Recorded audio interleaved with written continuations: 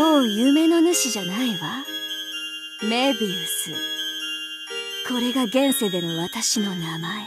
Hello people and welcome back to a news review. Hopefully everyone got everything they wanted from the JoJo collab that just ended as we move into the new Black Gold being introduced.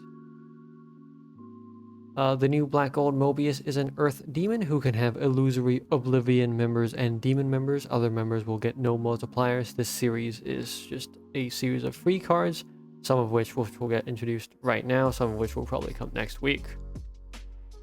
For its team skill, it has all the standard shield breaking stuff. I would say that the unique thing about this card's playstyle as a leader is to put its character moonstone into illusory Oblivion members, kind of like this Chinese New Year Black Golds, but instead of giving them some sort of bonus attack, this will give the IO members a new active skill to ignore LNT shaped shields. This is also very exclusive to IO members.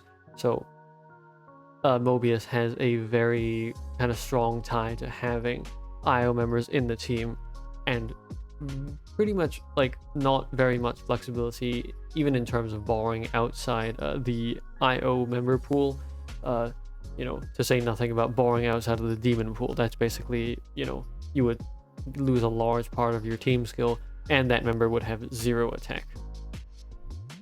Additionally, Mobius also has more team skills where it's immune to portrait effects. You fully charge your Draconic on entry, and if your Draconic happens to be broken by an enemy by activating Mobius's active, you can fix it and set the uses to 1 and fully charge it. This is important because a large part of the team skill depends on the Draconic being fully charged. You can activate this when it's fully charged once per round every round. It does not consume a Draconic use.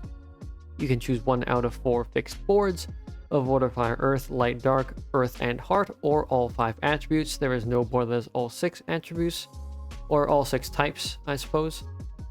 Yeah.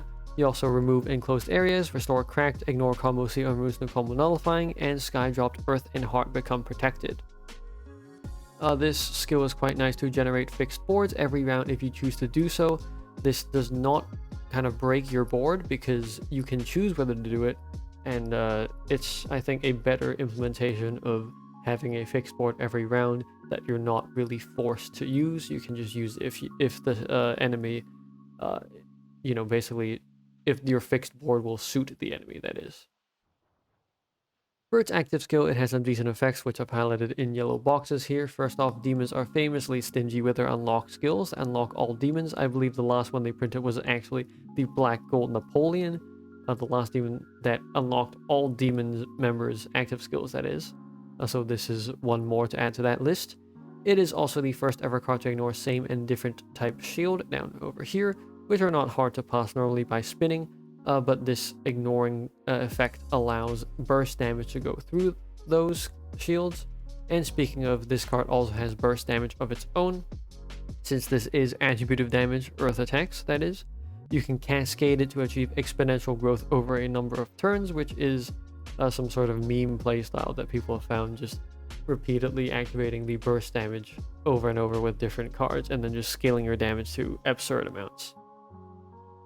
Next up is the other card who is also in the Black Gold seal and will also be added to the Ancient Coin seal. This card is unguaranteed, and it is the first time they've done something like this if you don't count the Guardians of Mech City, those being Bahamut, Sana, and Behemoth. This is a light god card and is a really good member, but not really worth going for on its own. It also has a team skill where you ignore burning and scorching areas just by having it as a member, so it is a really good area having all of these effects, restoring cracks, removing enclosed areas, and having sky drop of whatever you want, basically. But this card is unguaranteed, so not really worth trying to go for if you don't get it already in the process of pulling for Mobius. Mobius also has its own Dragonware, new Dragonware as usual, for Black Golds. This one is Demon exclusive and it's not really that special. Demons have already gotten a pretty decent amount of exclusive Dragonware, so this one is not a must-get in terms of if you were factoring the Draconic or the Dragonware being a factor of whether you would pull for this card. I wouldn't say it adds a lot of value to pulling for Mobius.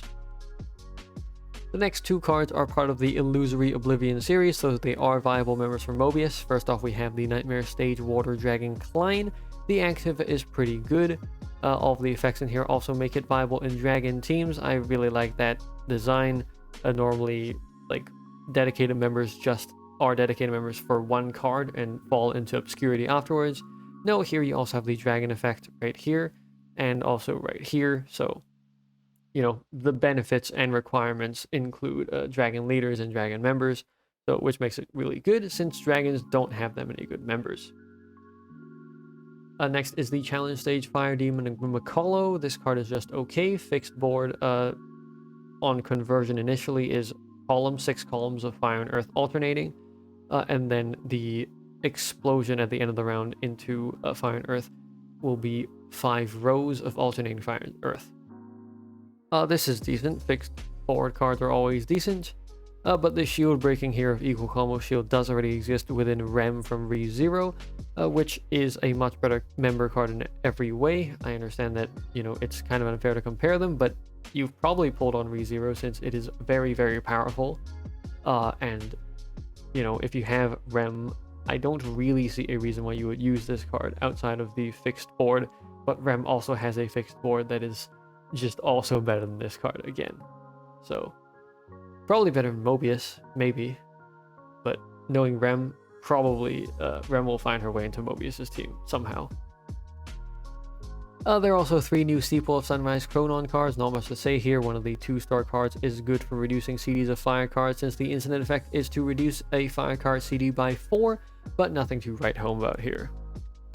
Lastly, we also have the Battle Pass card, the Light Elf Daji. This card is just fine. It is the first ever Light Elf to remove Tornado, which I'm not sure counts for much since every other effect here of Time Tunnel, attack bonus plus percentage, and ignoring initial shield and elemental shields is not unique. We've seen this before many times and is rather underwhelming as a result.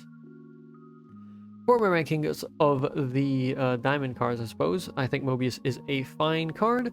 I put it at 175 diamonds, not quite 200 diamonds. If you already have ReZero, which is, you know, I'm mainly talking about like Rem and Ram here, you're pretty much set in the demon department. I think they can just go for quite a bit. And if you also have Rimuru from Reincarnated as a Slime, you're even more set. I think it is completely unnecessary if you have both of those. And if you have one of those, you'll probably survive for quite a bit longer.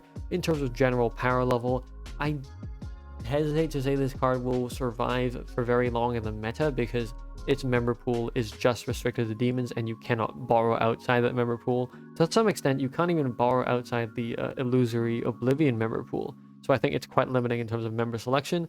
Of course, you know, the game is welcome to prove me wrong by printing many members that are viable for it. For the other Light God, it's a good card, but it's exclusively a member, which is why I put it even less than 50 diamonds in my ranking. It's not guaranteed either, so I just do not to try too hard to get it. For my ranking of the free cards, this slide is messed up. Okay.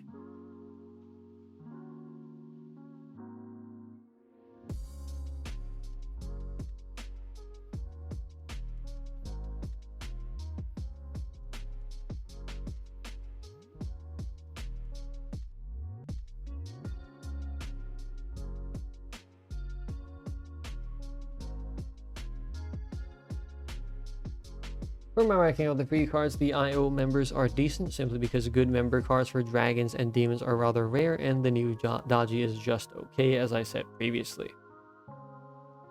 For the celebration events, both the returning ultimate and the returning bi-weekly cards this week are pretty bad, so there's no need to farm them. If you don't have them already, just get one and get out for the diamond.